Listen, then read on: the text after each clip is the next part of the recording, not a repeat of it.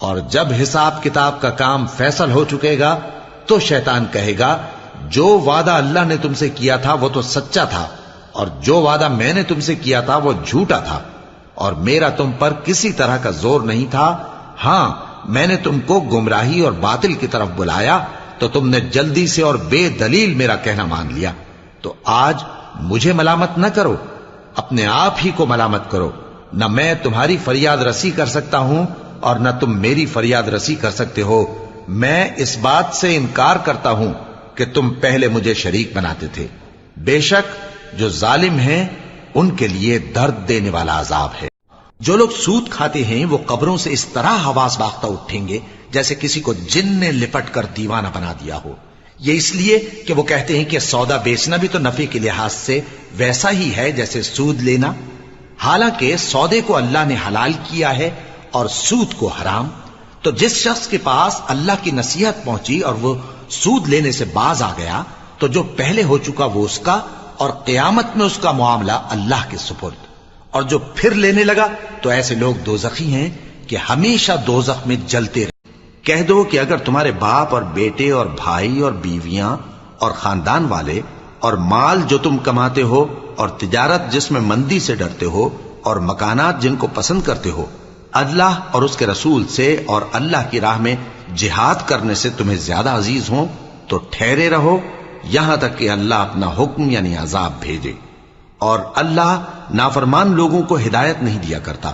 اور مائیں اپنے بچوں کو پورے 2 سال دودھ پلائیں، یہ حکم اس شخص کے لیے ہے جو پوری مدت تک دودھ پلوانا چاہے، اور دودھ پلانے والی ماؤں کا کھانا اور کپڑا دستور کے مطابق باپ کے ذمے ہوگا۔ کسی شخص کو اس کی طاقت سے زیادہ تکلیف نہیں دی جاتی۔ تو یاد رکھو کہ نہ تو ماں کو اس کے بچے کے سبب نقصان پہنچایا جائے اور نہ باپ کو اس کی اولاد کی وجہ سے نقصان پہنچایا جائے، اور اسی طرح نان و نفقہ بچے کے وارث کے ذمے ہے۔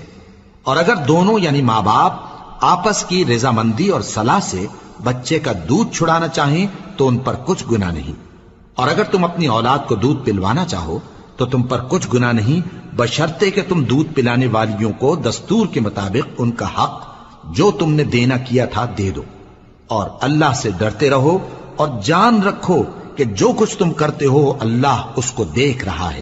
اور جو شخص کوئی قصور یا گناہ تو خود کرے لیکن اس کا الزام کسی بے گناہ پر ڈال دے تو اس نے بہتان اور کھلے گناہ کا بوجھ اپنے سر پر رکھا۔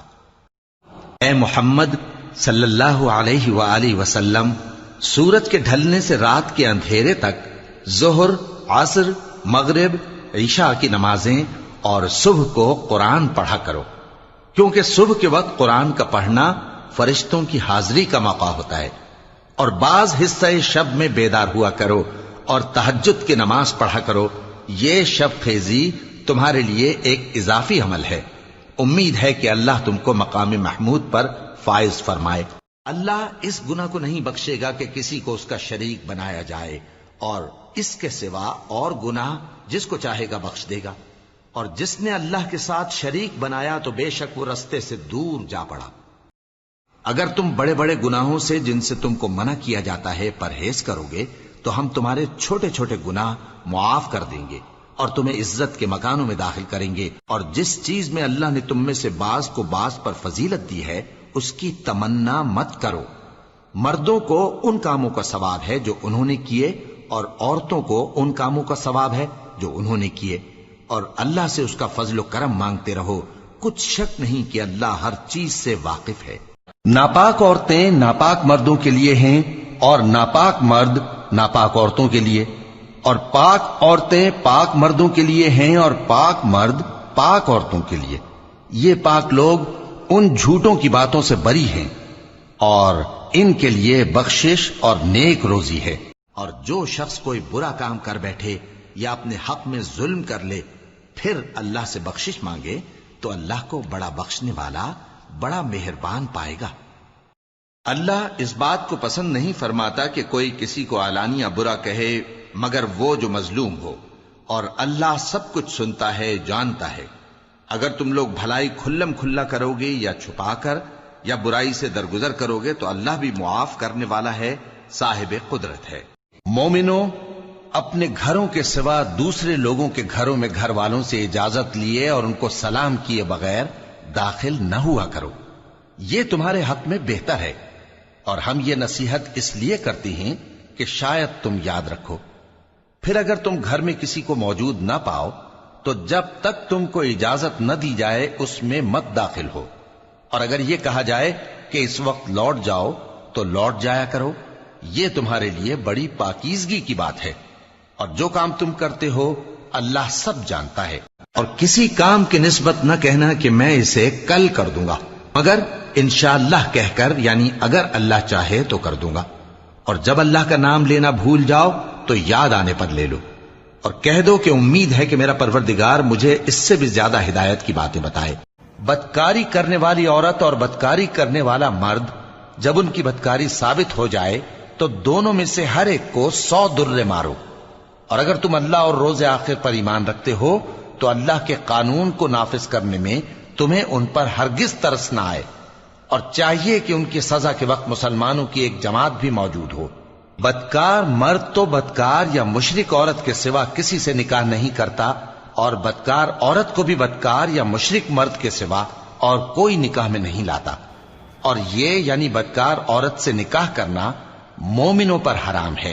लोग उस दिन को दूर समझते हैं जबकि हमारी नजर में वो करीब है, जिस दिन आसमान ऐसा हो जाएगा जैसे पिघला हुआ तांबा और पहाड़ ऐसे जैसे रंगीन ऊन, और कोई दोस्त किसी दोस्त को न पूछेगा, हालांकि एक दूसरे को सामने देख रहे होंगे। उस रोज गुनाहगार चाहेगा कि किसी तरह उस दिन के अजाब के बदले में सब कुछ दे दे, यानी अपने बेटे और अपनी बीवी और अपने भाई और अपना खानदान जिसमें वो रहता था, और जितने आदमी जमीन पर हैं गरज सबको दे डाले, फिर अपने आप को अजाब से छुड़ा ले। लेकिन ऐसा हरगिज नहीं होगा। क्या मैं तुम्हें बताऊं कि शैतान यानी जिन्नात किस पर उतरते हैं? वो हर झूठे गुनहगार पर उतरते हैं। जिन्नात सुनी हुई बात उसके कान में ला डालते हैं और वो अक्सर झूठे हैं, और शायरों की पैरवी गुमराह लोग किया करते हैं। क्या तुमने नहीं देखा कि वो हर वादी में सर मारते फिरते हैं और कहते वो हैं जो करते नहीं? मगर जो लोग ईमान लाए और नेक काम किए और अल्लाह को बहुत याद करते रहे, और उन्होंने अपने ऊपर जुल्म होने के बाद इंतकाम भी लिया, और जालिम अनकरीब जान लेंगे कि कौन सी जगह लौट कर जाती। मर्द औरतों पर हाकिम है, इसलिए कि अल्लाह ने बास को बास से अफजल बनाया है, और इसलिए भी कि मर्द अपना माल खर्च करते हैं। तो जो नेक बीबियां हैं वो फर्माबरदार होती हैं, और उनके पीठ पीछे अल्लाह की हिफाजत में माल व आबरू की खबरदारी करती हैं। और जिन औरतों की निस्बत तुम्हें मालूम हो कि सरकशी और बदखुई करने लगी हैं, तो पहले उनको जबानी समझाओ, अगर न समझें तो फिर उनके साथ सोना तर्क कर दो। अगर उस पर भी बाज ना आए तो जदोकोब करो। फिर अगर तुम्हारा कहना मान लें तो फिर उनको ईजा देने का कोई बहाना मत ढूंढो। बेशक अल्लाह बहुत ऊंचा है, बड़ा है।